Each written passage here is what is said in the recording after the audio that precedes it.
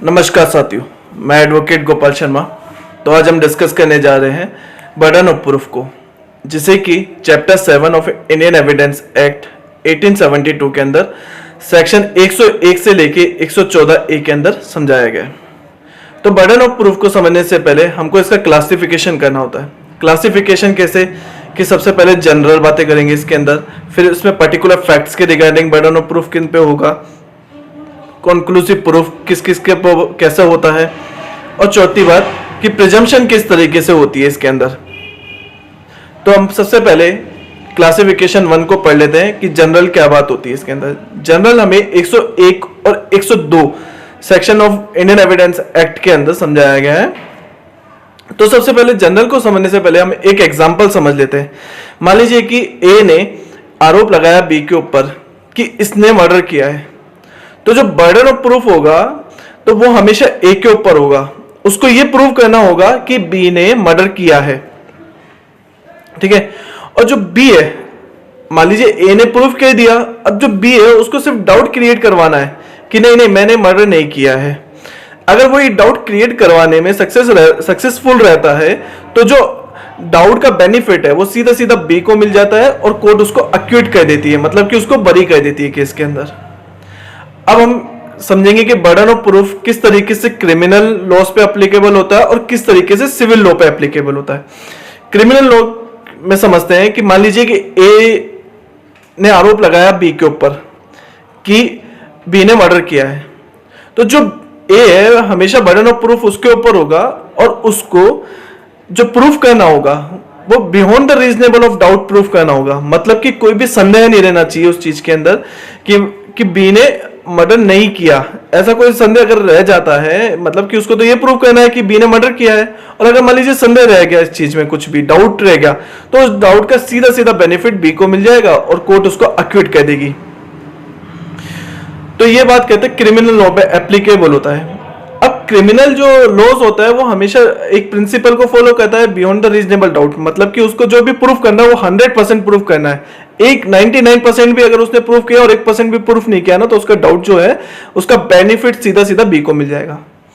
अब बात कहते हैं कि सिविल लॉ में कैसे एप्लीकेबल होता है। सिविल लॉ में हमेशा बर्डन ऑफ प्रूफ एक प्रिंसिपल को फॉलो करता है, rule of preponderance. Rule of preponderance का मतलब होता है कि ये 51 और 49 के रेशियो में अगर एविडेंसेस आते हैं, मान लीजिए कि एक पार्टी ने अपना एविडेंस दिया, दूसरी पार्टी ने भी अपना एविडेंस दिया, तो जिस पार्टी का एविडेंस जिसने दिया वो 51 फॉलो करता है किसी फैक्ट को प्रूव करने में, तो जिसको 51 फॉलो करता है फैक्ट को प्रूव करने में पार्टी का, उस पार्टी को सीधा सीधा बेनिफिट मिल जाएगा और वो उस केस के अंदर जीत जाएगी। तो ये बात आती है कि इस तरीके से सिविल लॉ में एप्लीकेबल होता है। अब हम बात कर लेते हैं सेक्शंस की कि सेक्शन 101 क्या बोलता है। तो सेक्शन 101 बोलता है कि अगर कोई पर्सन है जो ये चाहता है कि वो मतलब अपने जो जजमेंट में ये चाहने की कोशिश कर रहा है कि कोई लीगल राइट चाहता है या कोई लीगल लाइबिलिटी चाह रहा है, किस पे, जो फैक्ट पे डिपेंड करते हैं उनके ऊपर, मतलब फैक्ट पे चाह रहा है कि लीगल राइट चाह रहा है और लीगल लाइबिलिटी चाह रहा है और वो जजमेंट में लेना चाह रहा है, तो बर्डन ऑफ प्रूफ हमेशा उस बंदे पे होगा जो ऐसी विश करता है या ऐसी इच्छा रखता है। तो बर्डन ऑफ प्रूफ हमेशा उस बंदे पे होगा। एक केस पढ़ लेते हैं, Jarnail Singh versus state of Punjab का केस था, AIR 1996 SC 755 पेज पे। तो इसमें बताया गया कि क्रिमिनल मैटर्स पे हमेशा जो बर्डन ऑफ प्रूफ होता है वो प्रोसिक्यूशन के ऊपर होता है, ठीक है, और जो डाउट क्रिएट करना है वो सिर्फ डिफेंस वाले को डाउट क्रिएट करना होता है। तो ये हमको इस केस के अंदर समझाया गया था। एक केस लेते हैं कि Gauri Shankar versus union of India के अंदर क्या बोला गया था कि आपने मान लीजिए कि आप एज ए प्लेंटिफ, आप एज ए प्रोसिक्यूशन प्रूफ करवाना चाह रहे हैं और आप किसी फैक्ट को प्रूफ करवाना चाहते हैं, ये कि जो ये एक्ट है ये फैक्ट है जो ये उस एक्ट के प्रोविजन पे एप्लीकेबल नहीं होता, मतलब उससे डायरेक्टली कनेक्टेड नहीं है, जबकि कोर्ट ये मान रही है कि वो डायरेक्ट उससे कनेक्टेड है। तो हमेशा बर्डन ऑफ प्रूफ आपके ऊपर आ जाएगा कि आपको ये सिद्ध करना होगा कि ये उस एक्ट के प्रोविजन पे लागू नहीं होता है या वो एक्ट का प्रोविजन इस फैक्ट पे लागू नहीं हो रहा है। ये तो इस केस के अंदर Gauri Shankar versus union of India के केस में समझाया था। अब बात कर लेते हैं सेक्शन 102 के बारे में कि 102 बोलता है कि जो भी सूट ऑफ प्रोसीडिंग है ना, और जिसमें बर्डन ऑफ प्रूफ है है ना। तो हमेशा उस बंदे पे बर्डन ऑफ प्रूफ आ जाएगा सूट ऑफ प्रोसीडिंग में, जो कि फेल हो जाएगा इन द सेंस कि वो प्रूफ करने में ही फेल हो जाएगा ना, तो बर्डन ऑफ प्रूफ हमेशा उस पे रहेगा। कैसे, इसको ऐसे समझ सकते हैं कि मान लीजिए कि आपने एविडेंस दिए, क्या चीज के लिए, कि बर्डन ऑफ प्रूफ के लिए आपने एविडेंस दिए। आपके देने के बाद में सामने वाली पार्टी ने भी एविडेंसेस लाके दे दिया, तो अब जो बर्डन ऑफ प्रूफ है वो वापस आपके ऊपर आ जाएगा। फिर आपने बर्डन ऑफ प्रूफ को प्रूफ करने के लिए एविडेंस दिए, तो अब जो बर्डन ऑफ प्रूफ का भार होगा वो दूसरे बंदे के ऊपर चला जाएगा। तो इस तरीके से सेक्शन 102 बात करता है कि जो फेल हो जाएगा ना वो केस हार जाएगा।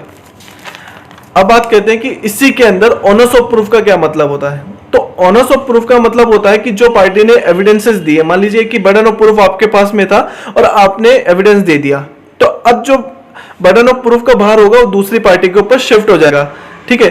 और उसने अगर मान लीजिए एविडेंस दे दिए, उसने ये चीज प्रूफ करने के लिए जो भी है उसके ऊपर बर्डन ऑफ भार, उसको प्रूफ करने के लिए उसने एविडेंस दिया, तो अब सीधा सीधा आपके ऊपर भार आ जाएगा। तो जो ऑनर्स का मतलब होता है कि एक चीज से दूसरी चीज पे जाना, दूसरी चीज से वापस तीसरी चीज पे आ जाना।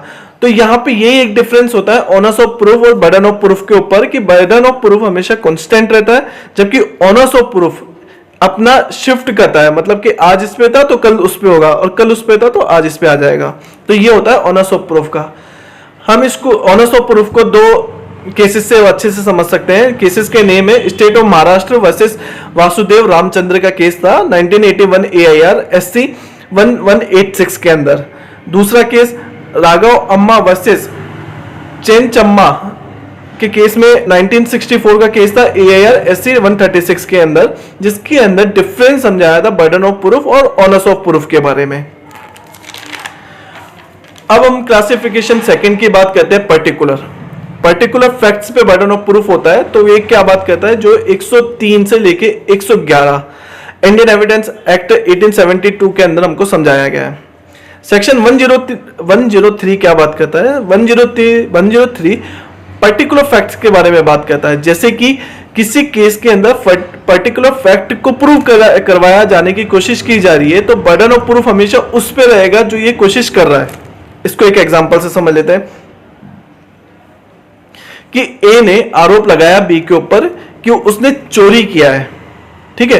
तो उसने चोरी किया है, यहां पर एक सूट चला उसके बीच में, और बाद में ए बोलता है कि नहीं, बाद में ए बोलता है कि बी ने जो अपना स्टेटमेंट है या अपना कन्फेशन है वो सी को दे दिया है कि उसने चोरी किया है।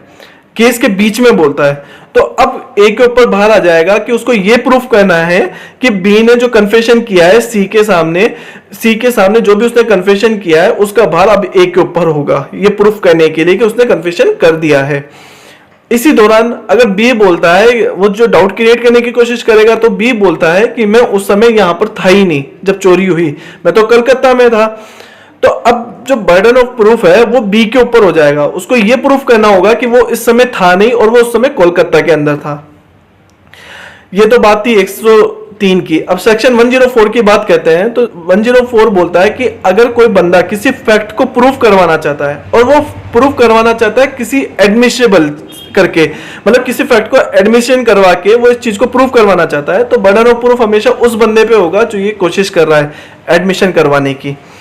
इसको हम एक उदाहरण से समझ सकते हैं कि जैसे मान लीजिए किसी केस के अंदर कोई बंदा सेकेंडरी एविडेंस प्रोड्यूस कर रहा है, तो कोर्ट पूछेगी कि जो प्राइमरी एविडेंस थे आपके पास में, प्रीलिमिनरी एविडेंस थे या प्राइमरी एविडेंस थे, वो क्या खत्म हो गया है या फिर वो लॉस्ट हो चुके हैं। मतलब कि क्या वो चीजें अभी अस्तित्व में एग्जिस्टेंस करती है या नहीं करती है। तो ये प्रूफ हमेशा उस बंदे के ऊपर हो जाएगा जो सेकेंडरी एविडेंस को प्रोड्यूस करवाना चाह रहा है। उसको ये बताना होगा कि प्रीलिमिनरी जो प्राइमरी एविडेंस थे वो प्रूफ हो चुके हैं, ठीक है। अब बात करते हैं सेक्शन 105 की। 105 बोलता है कि कोई मैटर है, कोई मैटर में कोई अक्यूज्ड है, और वो अक्यूज्ड है जो वो कि जनरल एक्सेप्शंस में आता है। जनरल एक्सेप्शन का मतलब कि जो कि सेक्शन 76 से लेके 106 ऑफ आईपीसी के अंदर आता है। तो ऐसे केसेस में जो बर्डन ऑफ प्रूफ होता है वो हमेशा अक्यूज्ड के ऊपर होता है। अक्यूज्ड के ऊपर होता है कि उसको प्रूफ करना होता है कि मैंने ये जो चीज है ये नहीं किया है, तो वो हमेशा अक्यूज्ड के ऊपर रहता है। तो इसमें क्या होता है एक्चुअली में, जो सर्कमस्टेंसेज होती है ना उनको, वो हमेशा एक्सेप्शन रहेगी कोर्ट की नजर में, इसलिए जो बर्डन ऑफ प्रूफ होता है वो हमेशा अक्यूज्ड के ऊपर आ जाता है। दूसरी बात कि जो 105 सेक्शन है ये सिर्फ एप्लीकेबल होता है क्रिमिनल लॉस पे, सिविल लॉस पे कभी भी एप्लीकेबल नहीं होता है। एग्जाम्पल देख लेते हैं इसका हम लोग, कि मान लीजिए कि ए ने एक आरोप लगाया बी के ऊपर कि बी ने मर्डर किया है, तो बी बोलता है कि नहीं नहीं मैंने मर्डर किया ही नहीं, मेरा तो अगर मर्डर हुआ है तो मेरे को ध्यान नहीं, क्योंकि मेरा तो दिमाग ही काम नहीं कर रहा था। तो ऐसे में जो बर्डन ऑफ प्रूफ होगा वो हमेशा अक्यूज्ड बी के ऊपर होगा कि उसको ये प्रूफ करना होगा कि उसने मर्डर नहीं किया है। अब बात कर लेते हैं हम सेक्शन 106 की। 106 क्या बात कहता है कि मान लीजिए किसी फैक्ट है कोई केस के अंदर, और वो फैक्ट किसी पर्टिकुलर बंदे की स्पेशल नॉलेज पे है, तो हमेशा बर्डन ऑफ प्रूफ उस बंदे के ऊपर आ जाता है जिसकी स्पेशल नॉलेज में वो फैक्ट है। कैसे कि जैसे एक एग्जांपल देख लेते हैं कि कोई एक बंदा था जो रेल में सफर कर रहा था, टिकट कलेक्टर आता है, बोलता है कि आप टिकट दिखाइए, तो वो बंदा बोलता है कि मेरे पास तो टिकट है ही नहीं अभी इस समय, लेकिन मेरे पास जब मैंने रेल में चढ़ा था, मैं रेल में सफर कर रहा था, जब मेरे पास टिकट था। तो अब जो बर्डन ऑफ प्रूफ है उस बंदे के ऊपर आ जाएगा कि उसको ये प्रूफ करना था कि उसने टिकट खरीदा है और उसके पास में टिकट है। क्यों? क्योंकि वो उसकी पर्टिकुलर नॉलेज में है, सिर्फ उसी की पर्टिकुलर नॉलेज में है, तो उसको प्रूफ करना होगा। अब बात करते हैं सेक्शन 107 की। 107 कहता है कि कहीं पे ये शो हो रहा है कि कोई बंदा 30 साल से जिंदा था, तो अब बर्डन ऑफ प्रूफ उस बंदे के ऊपर आ जाएगा जो ये बोलता है कि नहीं नहीं वो तो मर चुका है, तो बर्डन ऑफ प्रूफ उस बंदे के ऊपर रहेगा जो ये बोलना चाह रहा है कि वो तो मर चुका है इन 30 सालों के बीच में। अब बात करते हैं सेक्शन 108 की। 108 क्या बात कहता है कि मान लीजिए कि कोई आदमी जो कि 7 साल से सुनाई नहीं दिया गया, किनके द्वारा? जो उसके करीबी थे, उसके घर वाले थे, आस पड़ोस वाले थे, उनके द्वारा वो बंदा सुनाई नहीं दिया गया, तो बर्डन ऑफ प्रूफ उस बंदे के ऊपर आ जाएगा जो ये बोलता है कि नहीं मैंने तो उसको देखा है, वो तो जिंदा है, तो बर्डन ऑफ प्रूफ उसके ऊपर होगा, उसको प्रूफ करना होगा कि वो बंदा जिंदा है। तो सेक्शन 108 है वो हमेशा ओवर रूल करता है 107 को। अब बात करते हैं सेक्शन 109 की। 109 बोलता है कि ये बताता है रिलेशनशिप के बारे में कि इन बंदों का रिलेशनशिप शो हो रहा है। तो जैसे कि मान लीजिए कोई पार्टनरशिप है, उसमें रिलेशनशिप बताया जा रहा है। दूसरी बात कोई लैंडलॉर्ड और टेनेंट है, उनके बीच में रिलेशनशिप की बात हो रही है। कोई प्रिंसिपल एजेंट के बीच में बात हो रही है रिलेशनशिप की। तो अब बर्डन ऑफ प्रूफ हमेशा उस बंदे पे होगा जो मना कर रहा है कि इनके बीच में रिलेशनशिप नहीं थी। ये बात कहता है 109। 110 जो बात करता है सेक्शन, वो बोलता है कि कोई ओनरशिप या पोजीशन का मैटर है और वो शो हो रहा है, तो बर्डन ऑफ प्रूफ हमेशा उस बंदे पे होगा जो ये बोल रहा है कि जो ना इनके बीच में ना तो कोई ओनरशिप थी इस चीज के प्रॉपर्टी को लेके, ना उनका कोई पोजीशन रहा है, तो बर्डन ऑफ प्रूफ उस बंदे पे होगा जो डिनाई कर रहा है इस चीज को। 111 बात करता है सेक्शन 111 कि मान लीजिए कि कोई ट्रांजेक्शन हुआ और वो गुड फेथ में हुआ है, और जो ये ट्रांजेक्शन हुआ है जो गुड फेथ के अंदर हुआ है वो एक्टिव कॉन्फिडेंट की पोजीशन में हुआ है, ठीक है। तो जो बर्डन ऑफ प्रूफ अब हमेशा उस बंदे पे होगा जो इस चीज को बात कर रहा है कि ये एक्टिव कॉन्फिडेंस की पोजीशन में था। अब हम बात करते हैं क्लासिफिकेशन 3 जो कि बात करता है conclusive proof. Conclusive proof section 112 113 of Indian evidence act के अंदर समझाया गया है। जो सेक्शन 112 है वो बात करता है पैटर्निटी की। पैटर्निटी की कैसे बात करता है? पैटर्निटी की ऐसे बात करता है कि ये हमेशा जो सवाल उठाता है ये पिता के ऊपर उठाता है, ना कि कभी मैटर्निटी, मतलब कि माता के ऊपर कभी भी सवाल नहीं उठाता। क्यों? क्योंकि मैटर्निटी इसलिए नहीं उठाता सवाल क्योंकि कोई अगर बच्चा पैदा हुआ है तो माँ की कोख से पैदा हुआ है, तो इसके रिगार्डिंग कोई प्रूफ नहीं माना जाता है। वो माना जाता है कि उसी माँ से पैदा हुआ है, तो उसके लिए अब क्या इसको डिनाई तो किया नहीं जा सकता है कि वो नहीं पैदा हुआ है।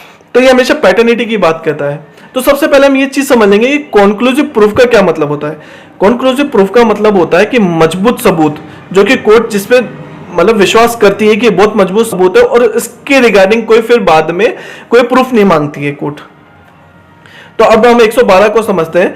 112 कहता है कि मान लीजिए अगर कोई बच्चा पैदा होता है और वो बच्चा पैदा होता है, पहली बात या तो माता पिता से वैलिड शादी जिनके बीच में हुई थी उनसे पैदा होता है। दूसरी बात कि वो बच्चा पैदा होता है 280 दिनों के अंदर अंदर, जो कि डिसोल्यूशन ऑफ मैरिज के अंदर हुआ है, मतलब कि शादी खत्म हो जाने के 280 दिन के भीतर अगर कोई बच्चा पैदा होता है तो उसके रिगार्डिंग ये माना जाता है कि वो बच्चा जायज है, और ये कंक्लूसिव प्रूफ माना जाता है कि वो बच्चा इन दोनों से ही पैदा हुआ है, माता पिता से। लेकिन बेशक उन 280 दिनों के बीच में वो उस माता ने किसी और से शादी नहीं की हो। ठीक है। अब इसका एक एक्सेप्शन आता है कि जब एक्सेप्शन कैसे प्रूफ किया जाता है कि मान लीजिए कि है ना, कोई बंदा ये शो कर दे कि भाई एट द टाइम बिगोटन, मतलब कि प्रेगनेंसी के दौरान उनके बीच में कोई एक्सेस नहीं हुआ था, मतलब उनके बीच में कोई संबंध नहीं बने थे, तो अगर वो बंदा ये प्रूफ कर देता है तो ये इस चीज का एक्सेप्शन हो जाता है 112 कॉन्क्लूसिव प्रूफ का।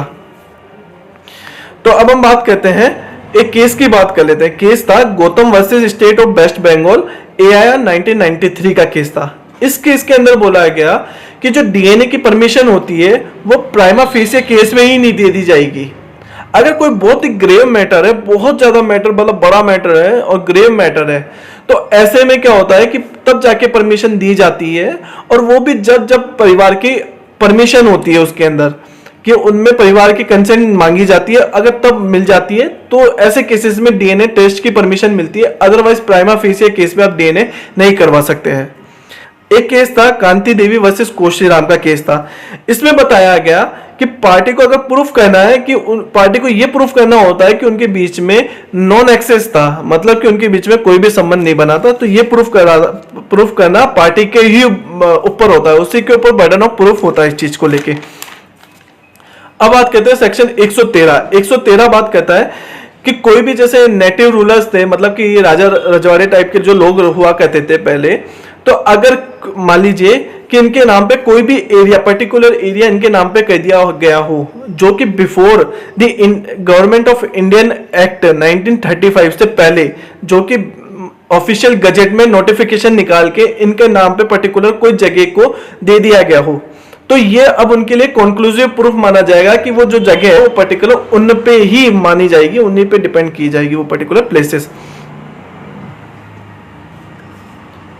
ये तो था सेक्शन 113। अब बात कर लेते हैं सेक्शन 114 के बारे में, जो बताता है कि कोर्ट सर्टेन फैक्ट्स पे प्रिजम्पशन रखता है, उनकी एग्जिस्टेंस को मानता है, सिर्फ मानेगा, मतलब प्रिजम्पशन रखेगा उनके एग्जिस्टेंस पे, कि कोर्ट पर्टिकुलर जैसे कोई फैक्ट है उसके रिगार्डिंग कोर्ट अपनी प्रिजम्पशन होगा ना, वो सही मानेगा कि ये प्रिजम्पशन सही होगी और उसके एग्जिस्टेंस को मानेगा। अब ये कैसे होता है कि वो रिगार्डिंग किन किन चीजों के प्रिजम्पशन रखता है। पहली बात तो आती है कि कोई रिगार्ड टू नेचुरल इवेंट्स के वो प्रिजम्पशन रखेगा कि उसमें एग्जिस्टेंस फैक्ट होंगे पहली बात। दूसरी बात रिगार्डिंग ह्यूमन कंडक्ट्स के रखेगा वो। तीसरी बात पब्लिक एंड प्राइवेट बिजनेसेस के रिगार्डिंग क्या रखेगा, वो प्रिजम्पशन रखेगा एग्जिस्टेंस फैक्ट्स के। अब हम इसके इलस्ट्रेशंस देख लेते हैं। इलस्ट्रेशन ए क्या बात करता है। इलस्ट्रेशन ए बोलता है कि मान लीजिए कि ए ने आरोप लगाया बी के ऊपर कि इसने प्रॉपर्टी क्या किया है, चुराई है प्रॉपर्टी को। अब उसने पुलिस वालों को बताया, पुलिस वाले जाते हैं बी के पास में, वहां से उनको प्रॉपर्टी क्या होती है कि मिल जाती है, उस बी के पास से प्रॉपर्टी रिकवर हो जाती है, स्टोलन प्रॉपर्टी जो थी। तो अब कोर्ट ये प्रिजम्पशन लगाएगा, ये कयास लगाएगा कि या तो बी ने चोरी किया है उस प्रॉपर्टी को, अदरवाइज बी को पता था कि ये चोरी के प्रॉपर्टी है, उसके बावजूद में उसने उस प्रॉपर्टी को रखा अपने पास में। ये तो बात कहता है इलस्ट्रेशन ए। इलस्ट्रेशन बी की बात कर लेते हैं कि इलस्ट्रेशन जो बी है वो अकम्प्लिश की बात करता है। अकम्प्लिश के मतलब कैसे कि ये हम सेक्शन 133 के अंदर भी इसको कवर करेंगे, इंडियन एविडेंस एक्ट के 1872 के अंदर। तो हम यहाँ पढ़ते हैं कि जैसे मान लीजिए इसको उदाहरण से कि ए बी सी 3 जने थे और तीनों अक्यूज्ड थे, उनके ऊपर आरोप लगाया गया था। तो कोर्ट बोलती है ए को कि आप सरकारी गवाह बन जाओ और बी और सी के खिलाफ में जो कन्फेशन कर दो कि इन्होंने हत्या किया है।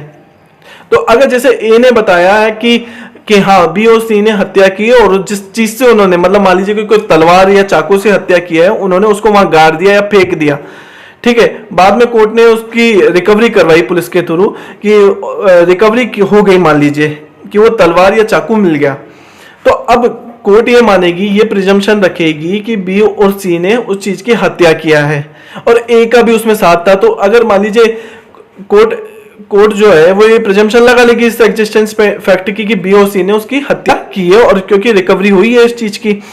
लेकिन जो प्रिजम्पशन ही रखेगी कोर्ट, इसको कभी भी ये प्रूफ नहीं मान लेगी कि उन लोगों ने ही हत्या किया है।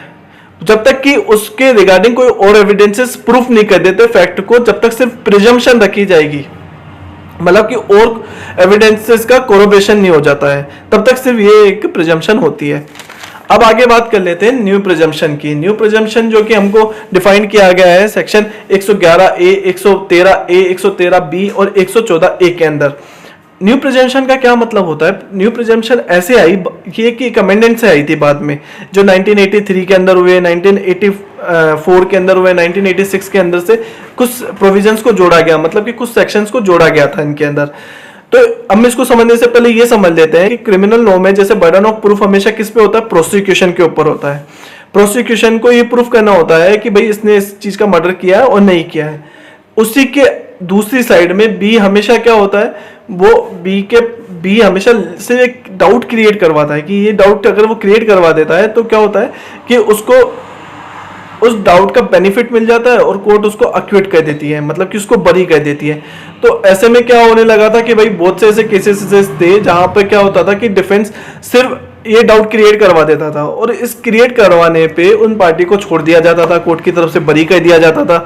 तो ऐसे में क्या होने लगा था कि भाई जो केसेस होने लगे, मतलब समाज में बहुत सारे लोग, डरना ही बंद हो गया लोगों का। लोग जो अपराध कहते थे उससे डरना ही बंद हो गया लोगों का, अपराध आराम से खुले में अपराध करने लगे। क्यों? क्योंकि वो डाउट क्रिएट कर देते थे, उससे वो बच जाते थे। तो ऐसे में क्या हुआ, इस चीज के लिए अमेंडमेंट किए गए और कुछ प्रोविजंस लाए गए जहां पर शेल प्रिज्यूम माने गए। शेल प्रिज्यूम का मतलब होता है कि वो जो कोर्ट कयाद लगाएगी वो सिर्फ उन पर्टिकुलर बंदों के ऊपर ही लगाएगी कि इन्होंने किया होगा। तो ऐसे में जो प्रोविजंस जोड़े गए थे वो प्रोविजंस थे 111A, 113A, 113B, 114A, जहां पर कोर्ट प्रिजम्पशन रखती है। अब ये जो न्यू प्रिजम्पशन थी, इसमें एक्चुअली क्या बात हुई, इसमें ये ऐसा क्यों किया गया? ये ऐसा इसलिए किया गया ताकि क्या है कि जो समाज में अपराध होने लगे थे वो बंद हो जाए और जो सच में अपराधी है उसको सजा मिल सके। तो अब क्या होता था कि इसमें कोर्ट ने चेंज कर दिया, पूरा जो पहले की चीजें थी अब उसको चेंज कर दिया। कैसे चेंज कर दिया कि अब बर्डन ऑफ प्रूफ जो था वो हमेशा अक्यूज्ड पर्सन पे था। अक्यूज्ड पर्सन को प्रूफ करना होता था कि उसने ये अपराध नहीं किया है, ठीक है। तो ये जो बर्डन ऑफ प्रूफ अब उस बंदे के ऊपर आ गया जो भी, जिसने भी अपराधी जिसको माना जा रहा था, अक्यूज्ड बनाया गया था जिसको भी किसी भी केस के अंदर। तो अब जो अपराधी था, मतलब कि जो अक्यूज्ड था, जो उसको ये बर्डन ऑफ प्रूफ कैसे प्रूफ करना होता था, ये हमेशा उसको रूल ऑफ प्रीपोंडेंस पे प्रूफ करना होता था। मतलब कि 51 और 49 के रेशियो में उसको प्रूफ करना था। अगर उसको अपने एविडेंस देने थे तो वो इतने कारगर होने चाहिए थे कि वो 51% तक प्रूफ कर दे और सामने वाली पार्टी को 49 पे ही रोक दे। तो कोर्ट क्या होता था, जो कोर्ट उसके फेवर में डिसीजन दे देती थी, ठीक है। और जो यहाँ पर प्रोसिक्यूशंस होते थे, मतलब कि जिसने अपराध लगाया है सामने वाली पार्टी को, उसको ये प्रूफ करना होता था beyond the reasonable of doubt, कि उसको तो 100% ही प्रूफ करना है। अगर उसने 100% प्रूफ कर दिया तो वो उसको सजा मिल जाएगी। अदरवाइज अगर सामने वाली जिसके ऊपर मुकदमा चल रहा है, जिसने अपराध किया है, अगर उसने 51 तक भी प्रूफ कर दिया तो दैट्स मीन कि वो छूट जाएगा, वो केस जीत जाएगा। तो अब जो न्यू प्रिजम्पशंस थी जिन सेक्शंस की, हम उन सेक्शंस की बात कर लेते हैं कि सेक्शन 111A 111A क्या बात करता है। 111A बात करता है कि मान लीजिए कि कोई डिस्टर्बेंस एरिया है, डिस्टर्ब्ड एरिया है। डिस्टर्ब्ड एरिया का मतलब मान लीजिए वहां पे कोई आतंकवादी गतिविधियां हो गई या फिर वहां पे कोई अव्यवस्था हो गई किसी भी कारणों से, कोई भी मतलब वहीं के लोग लड़ पड़े, डिस्प्यूट हो गया उनके बीच में, या फिर मान लीजिए कि वहां पे क्या होता है जैसे कि मेंटेनेंस का काम चल रहा है या वहां की पूरी पब्लिक पीस थी ना, जो डिस्टरबेंस हो गई वहां पे। और ये जो पब्लिक पीस है वो अगर 1 महीने तक डिस्टरबेंस में रहती है ना, और उसी दौरान में अगर कोई बंदा वहां पे मिलता है जो कि गन ले रखा है हाथों के अंदर और वहां पे खड़ा हुआ मिलता है और उसने सिक्योरिटी जो फोर्सेस थे उनके सामने तान रखी है मान लीजिए वो गन को, तो अब कोर्ट यहाँ पे प्रिजम्पशन लगाती है कि उस बंदे ने ये ऑफेंस तो कमिट किए ही होंगे। अब ये जो ऑफेंसेस होते हैं 121, 121A, 122, 123 ऑफ आईपीसी। दूसरी बात उसके प्रिजम्पशन लगाएगी क्रिमिनल कॉन्स्पिरेसी की होगी, उसने अटेम्प्ट टू कमिट किया होगा, abetment of section 122, 123 of IPC के रिगार्डिंग कोर्ट इस पे प्रिजम्पशन लगाती है कि इस बंदे ने ये ऑफेंस किए होंगे। तो यहाँ पे कोर्ट मानती है कि शेल प्रिज्यूम मानती है कि उसने ही किया होगा। अब बर्डन ऑफ प्रूफ इन बंदों के ऊपर आ जाता है सूखा कि तुमको प्रूफ करना है कि तुमने ये चीजें नहीं की है, कि तुमने जो गन पकड़ी थी वो तो गलती से पकड़ ली थी, तो सब कुछ बर्डन ऑफ प्रूफ अब आपके ऊपर आ जाएगा। अब बात करते हैं सेक्शन 113 ए के बारे में, 113 ए के बारे में। इसमें क्या होता है कि मान लीजिए कि ड्यूरिंग द मैरिज, मतलब कि 7 साल की शादी के बीच में अगर कोई लड़की मर जाती है, और जब मर जाती है और उससे पहले ये प्रूफ हो जाता है कि इसके साथ में कुरालिटी हुई है, तो अब कोर्ट यहाँ पे मे प्रिज्यूम रखेगी, मतलब कि मान सकती है कि ऐसा हो भी सकता है और नहीं भी हो सकता है। यहाँ पे मे प्रिज्यूम होगा कि उस लड़की की हत्या या तो उसके हस्बैंड ने की होगी या उसके रिलेटिव्स ने की होगी। तो यहाँ पे कोर्ट ये प्रिजम्पशन रखती है बर्डन ऑफ प्रूफ जो होता है, लेकिन बर्डन ऑफ प्रूफ हमेशा उन बंदों पे होगा, उनको प्रूफ करना होगा कि उन्होंने हत्या नहीं की है। अब बात आती है जो 113 ए सेक्शन है वो इक्वल्स टू 498 ऑफ ए, कुरालिटी के साथ में बराबर इक्वल सेक्शन है उसमें। अब बात आती है 113 बी की, 113 बी सेक्शन की बात आती है डॉरी डेथ से, जो कि डॉरी डेथ से रिलेटेड है कि मान लीजिए कोई लड़की मर गई और उससे पहले ये प्रूफ हो जाता है कि इसकी जो हत्या हुई है वो डॉरी डेथ, मतलब दहेज के कारण इसकी हत्या हो गई है, और ये प्रूफ हो जाता है कि उसके साथ में कोरालिटी हुई थी, उसके साथ में हरेसमेंट हुआ था। तो अब जो कोर्ट होती है वो शेल प्रिज्यूम करती है, शेल प्रिज्यूम की मानती ही है कि ये जो ऑफेंस हुआ है ये डॉरी डेथ के लिए हुआ है, कि ये दहेज मांग की हत्या हुई है। अब इसमें एक रूल था, रूल ऑफ प्रॉक्सिमिटी, उसको समझेंगे कि वो क्या बात कहता है। इससे पहले एक केस समझ लेंगे जिसके अंदर रूल ऑफ प्रॉक्सिमिटी को समझाया गया था। हीरालाल वर्सेस दिल्ली एडमिनिस्ट्रेशन का केस था जहां पे रूल ऑफ प्रॉक्सिमिटी को समझाया गया था। रूल ऑफ प्रॉक्सिमिटी का मतलब होता है कि ये जो दहेज है मरने से पहले जो लड़की से मांगा गया था, ये किसी भी समय मांगा गया हो, चाहे कोई टाइम पीरियड डिसाइड नहीं है कि ये कभी भी मांगा गया हो और उस दौरान उसके साथ में कोरालिटी और हरेसमेंट हुआ हो, तो ये कोई बाउंडेशन नहीं होता टाइम की, कभी भी मांगा गया हो और बाद में हत्या हुई हो चाहे। तो ये रूल ऑफ प्रॉक्सिमिटी बोलता है कि उनके बीच का जो संबंध होता है ना, उसके अंदर टाइम पीरियड की जरूरत नहीं है कि वो कब मांगा गया और कब लड़की मरी हो, उसके बीच के टाइम पीरियड को ही रूल ऑफ प्रॉक्सिमिटी बोलते हैं कि उसका टाइम पीरियड से कोई लेना देना नहीं है। अब हम बात कर लेते हैं लास्ट सेक्शन 114 ए 114 ए के बारे में। 114 ए बात कहता है कि मान लीजिए कि कोई लड़की ने रेप का आरोप लगाया है कि उसके साथ में रेप हुआ है, और मतलब कि उसके साथ में लड़के ने लड़की के साथ में रेप किया है। तो अब अगर वुमेन ये स्टेट कर देती है, केस के अंदर ये बोल देती है कि जो उसकी कोई कंसेंट नहीं थी उस चीज के रिगार्डिंग, उस लड़के ने उसके साथ में रेप किया है और लड़की की कोई कंसेंट नहीं थी उसके साथ में, तो जो कोर्ट होती है वो ये शेल प्रिज्यूम करेगी कि लड़के ने उसके साथ में रेप किया है और उनके बीच में कोई कंसेंट नहीं थी। तो ये थी बात बर्डन ऑफ प्रूफ जो कि चैप्टर 7 के अंदर हमने समझा। तो आई होप आपको अच्छे से